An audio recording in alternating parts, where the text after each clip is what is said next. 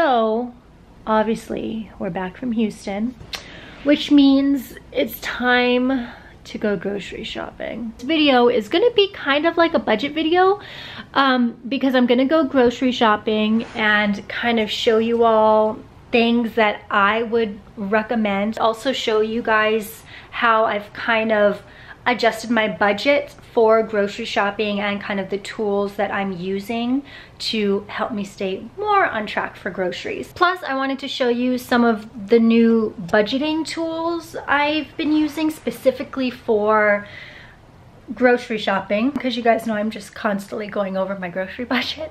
Ugh. I think it's mostly because, you know, it's hard because I'm trying to be a little bit more responsible in terms of not only where I get my food, but also it being low in packaging and trying to be responsible for the environment and trying to buy things that have the least amount of crap in it. For me, that's not something I'm willing to sacrifice. Like, I'd rather cut, like, not buying a dress for an occasion than kind of cut my food budget. But a couple months ago, and I actually meant to talk about this in my last budget video, a couple months ago I actually heard Dave Ramsey, he said good rule of thumb is 10 to 15% of your income.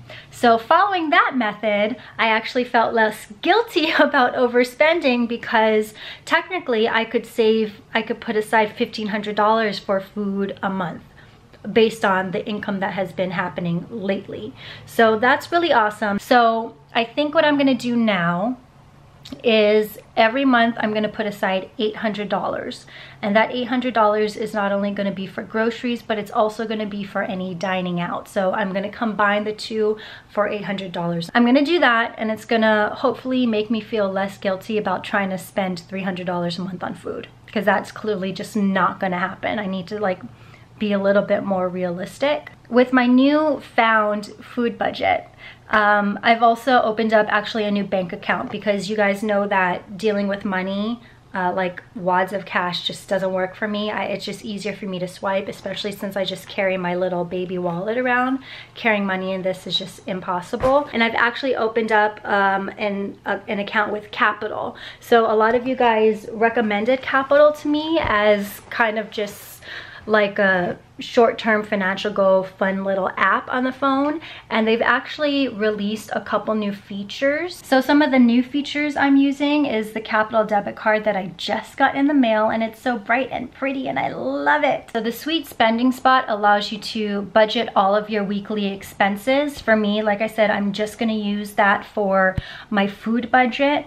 And again, I am saving $200 a week for groceries plus, you know, dining out. I also decided to open a new account specifically for my food budget, because I feel like that area, since I'm still trying to work on it and figure out ways that I can cut on my budget, that it just needs its own account. If you want to like look into it and look at Qapital's new features, I'll link them in the description box for you to check out. Okay, so here is what's happening. So what I did was I actually threw in $400 for the next 2 weeks into my spending account, and this is directly linked to my Qapital debit card. I have set my weekly spending sweet spot to start every Monday. So every Monday it'll just renew itself and go back to 200.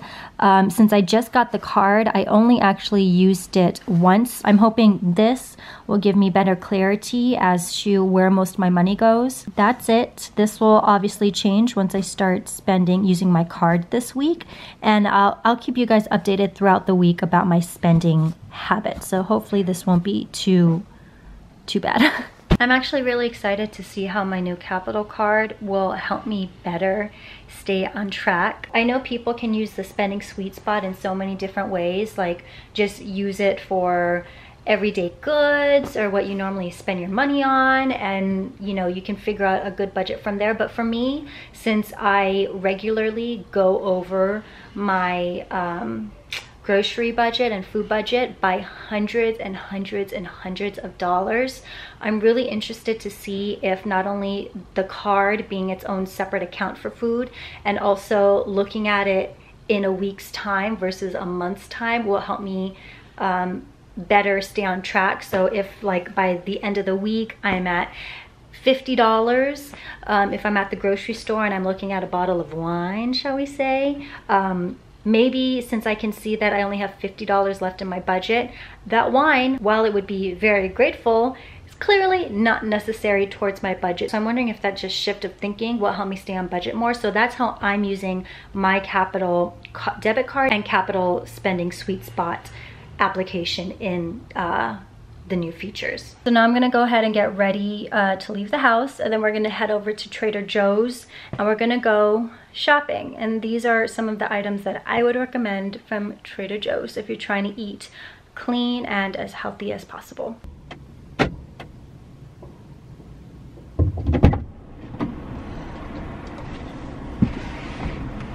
Okay, so I changed my mind. We're not gonna go to Trader Joe's, we're gonna go to Target. We're gonna go to the happiest place on earth, which is Target. And then we're gonna find some healthy ass meals for y'all to get into, okay? Oops. So on a scale of 1 to 10, I have so many lights going on my dashboard right now. Rear tire, oh my God. Okay guys, so a couple things for you to know. One, so if I ever am hungry going grocery shopping, the first thing I get is chips and like eat it while grocery shopping. Write out what you need, and also when you do that, remember to check your pantry, because I can't even tell you how many times I have bought like garlic powder or oregano or whatever, thinking that I didn't have any in my pantry, and then I go and put it in my pantry and I have like 5 bottles. So always check your pantry, always make a list and stick to the list. Also, you guys know I'm trying to be like more eco-friendly. When you shop at places like Target, the dollar store, or I think the dollar store actually has like other options, Trader Joe's, everything is packaged. So you will be, you know, using a lot of packaged products. They do have produce, like Target I know has produce, but for me, I'd rather buy my produce at a farmer's market to help support the local farmers. Meats, chickens, fish, that's something I like to buy from the farmer's market. It is more expensive, I will admit to that. However, you know where all that stuff is coming from. Obviously, if you're vegan or vegetarian, you don't have to worry about that, but there's so much shit in our food these days. I would rather just be able to walk up to the farmer, ask, you know, all the questions I need to ask regarding, you know, what they feed the animals, how they care for them, just stories about their farm and all that kind of stuff. So I prefer to just be safe when it comes to buying protein, and I buy it from the farmer's market. I trust the food coming from local farmers than I do from big conglomerates who just want money kind of situation. But I digress. This got like super serious. We're on our way to Target. I really hope the Target I'm going to has actually a grocery store in it, because if not, I'm gonna be super bummed out. Grocery, lever 2. Perfect. Am I on level 2? Holy shit. Frosted sugar cookies are my favorite. They're just so soft and luxurious, but not healthy, so we'll just put you away. Goodbye, goodbye. So actually, if you're looking for vegan options, this brand Brian and I really like. The jackfruit is really good in a, if you like to do breakfast burritos, jackfruit plus egg. I mean, I guess if you're trying to be vegan, you don't want egg, but if you're trying to find a meat substitute, this is really good in a breakfast burrito. Veganese is actually pretty good. I'm surprised about all the vegan options in this Target, actually. Here are a lot of milk alternatives. Khalifa Farm almond milk is really good. This is on sale right now for $3.49, but actually I really like this pea milk. It's obviously nut-free. And what else? Soy-free, vegan, gluten-free, lactose-free. I like the taste of pea milk. Brian doesn't like pea milk just because it has the word pea in it, but I personally like it. This is definitely a great buy. What are veggie tots? That's disgusting. What is this? That's not like actual frozen veggies, but I did find some things. So as long as you look at the back of the ingredients list and zucchini or cauliflower are the only ingredients in the package, this is really good to go. Something I do when I do buy fresh fruit, if I feel like I'm not going to eat it before it goes bad, I will just freeze the fresh fruit, and it's easier. And then it also, like, you can buy fruit in the summer and then freeze it and use it during the winter, so you don't really need to buy frozen.